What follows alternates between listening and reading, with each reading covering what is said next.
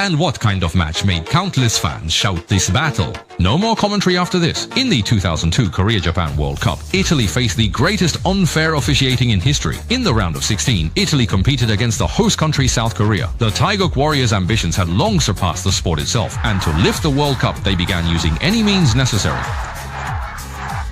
The battle had just begun when an invisible hand quietly took over the field. Penalty kick. In the penalty area, with no physical contact at all, referee Moreno blew his whistle loudly and awarded a penalty to the Korean team. A penalty. Fortunately, the young player was like a god descending, blocking the penalty. Italy held their breath, and in the 18th minute, a powerful header found the net. Italy won 0. Italy leads. They thought victory was assured, but the proud Italians underestimated that invisible hand. At the end of the first half, a Korean player elbowed Kokomenku, causing him to bleed profusely on the spot. However, such a malicious foul, yet the referee Moreno turned a blind eye. As the Wolf King Totti was taken down from behind, Moreno merely gave a verbal warning to brush it off. The second half began, and Del Piero was maliciously elbowed in the penalty area, but Moreno confusingly ruled it a foul against Italy, thus opening the curtain on a dirty play. With the match nearing its end, the Korean team tore off their disguise and stopped pretending. Elbowing, sliding tackles, headbutts, the Koreans unleashed their force, each move intended to.